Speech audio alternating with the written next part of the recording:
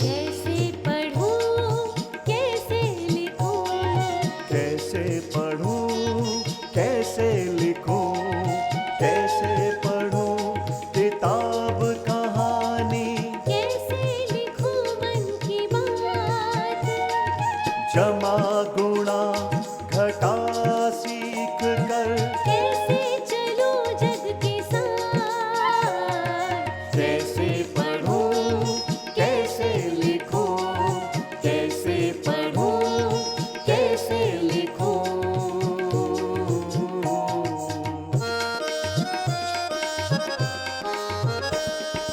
पढ़ने लिखने बढ़ने की मन में जागी है अब आस, पढ़ने लिखने बढ़ने की मन में जागी है अब आस, पंख मिलेंगे सपनों को अब मन में है विश्वास, मन में है विश्वास।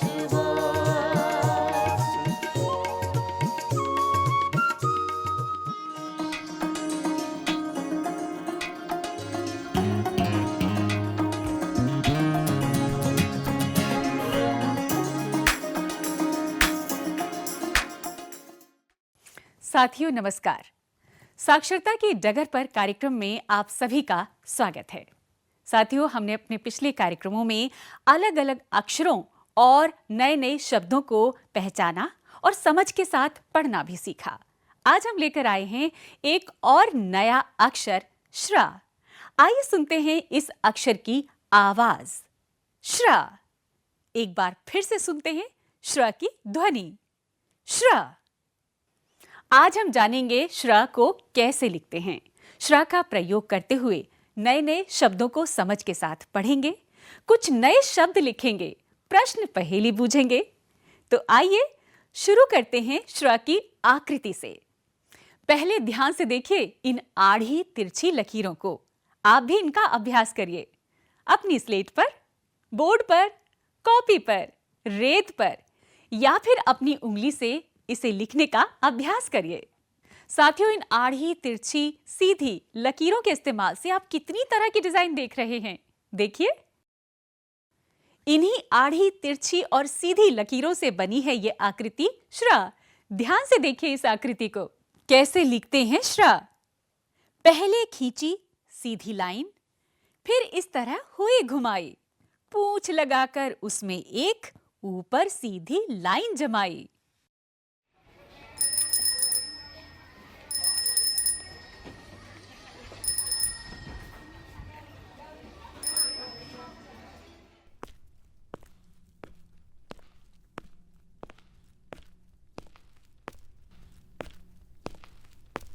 लीजिए, घुमंतु चाची भी आ गई। घुमंतु चाची नमस्ते। नमस्ते। और घुमंतु चाची हमेशा मुश्किल काम को आसान कर देती हैं। बिल्कुल सही। और मैं घूम घूम कर ढूंढ ढूंढ कर ले आई ऐसे शब्द जिनमें श्र है। श्रम, श्रमिक, परिश्रम, आश्रय, श्रमदान, श्रीमान, श्रोता, श्रीमती, श्री। आइए कुछ तस्वीरें देखें, कुछ लिखा हुआ पढ़ें और इस अक्षर से अपनी दोस्ती बढ़ाएं। आइए इन तस्वीरों को एक नाम दें। विश्राम, श्रमदान, श्रोता, श्रमिक। और हाँ, श्र अक्षर जो आपको कुछ जटिल सा लग रहा था, अब उसे आप आसानी से पहचान सकते हैं। और घुमंतु चाची हर जटिल काम को आसान कर देती हैं, है ना चाची? बिल्कुल सही। साथियों, और अब हम एक नया खेल खेलते हैं आपके साथ, और इस खेल का नाम है सही मिलान करो। हम आपको स्क्रीन पर कुछ शब्द दिखाएंगे। स्क्रीन 2 हिस्सों में है। एक हिस्से में एक शब्द होंगे और दूसरे हिस्से में किसी बात का हिस्सा। बात तब बनेगी जब मिलान सही होगा।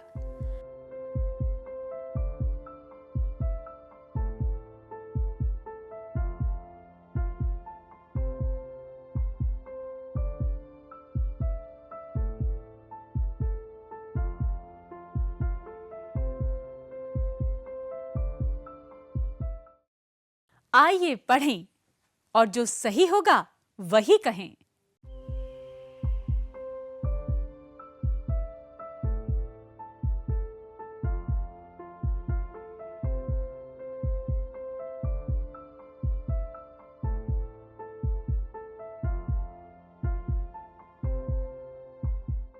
अब बनी बात, आइए पढ़कर देखें। श्रेष्ठ का मतलब है सबसे अच्छा। श्रोता के बिना किसी भाषण में भला भाषण देने वाले का क्या काम? परिश्रमी व्यक्ति कभी मेहनत से नहीं घबराता। विश्राम गृह, जहां कुछ देर ठहर कर आराम कर सकते हैं। हाँ हाँ, श्रेष्ठ, श्रोता, परिश्रमी, विश्राम। बिल्कुल सही। आज के कार्यक्रम में जो कहानी हम सुनने और देखने जा रहे हैं वो परिश्रम से ही जुड़ी है। कहानी का नाम है परिश्रम का धन। हाँ हाँ, ध्यान से देखिए और सुनिए ये कहानी। एक किसान था, बहुत परिश्रमी। काम करने से जी नहीं चुराता। किसान के 2 बेटे थे, दोनों ही आलसी, मेहनत से कोसों दूर, आराम पसंद। कहीं भी जाते पहले विश्राम की जगह ढूंढते। घर से खेत पर काम के लिए निकलते, रास्ते में सुस्ताने लगते, विश्राम की जगह खोजते। कुएं से पानी निकालते जाते और 2 बाल्टी पानी भरते ही पेड़ की छांव में विश्राम करने लगते। घर लौटते ही चादर तानकर सो जाते हैं। घर भी उनके लिए विश्राम गृह बन जाता।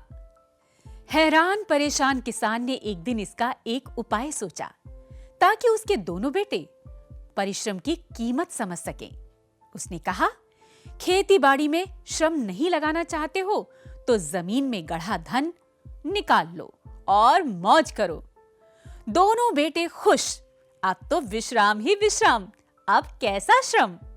धन खोद कर निकाल लेते हैं। जमीन खोदते रहे, खोदते रहे, खोदते रहे, धन की आस में। जमीन तैयार हो गई बीज बोने के लिए। उन्होंने सोचा, चलो गेहूं की फसल उगा लें। खूब सिंचाई की, खरपतवार निकाले, खेत की रखवाली की। श्रम का पता ही नहीं चला। कुछ दिन बाद खेत में गेहूं की फसल लहलहाने लगी। दोनों बेटे लहलहाती फसल देखकर समझ गए कि बापू इसी धन की बात कर रहे थे, परिश्रम का धन। ये कहानी तो बहुत अच्छी थी। समझ गए ना परिश्रम के धन का मतलब? आज आपने श्रा को लिखना सीखा और खेल खेल में शब्द बनाए और पहचाने और कहानी भी सुनी। साथियों, आपको ध्यान होगा हमने अपने पिछले कार्यक्रम में बात की थी त्र और क्ष अक्षर की। त्र और क्ष की आकृति कुछ कुछ श्र से मिलती है, लेकिन ध्यान से देखिए तीनों अलग अलग हैं। एक बार फिर ध्यान से देखिए।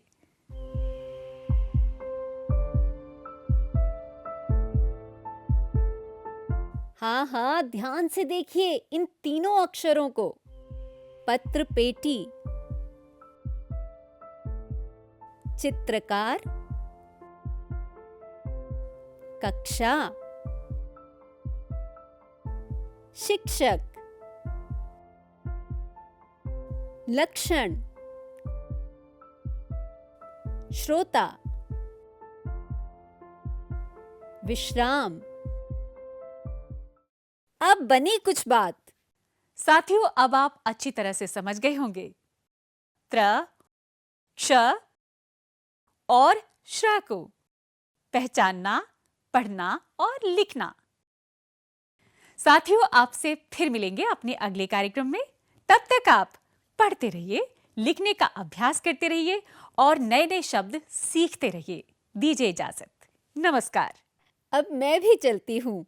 फिर मिलूंगी आपसे अगले कार्यक्रम में। और हाँ, अक्षरों और शब्दों को पढ़ने और लिखने का निरंतर अभ्यास करते रहिए। नमस्कार।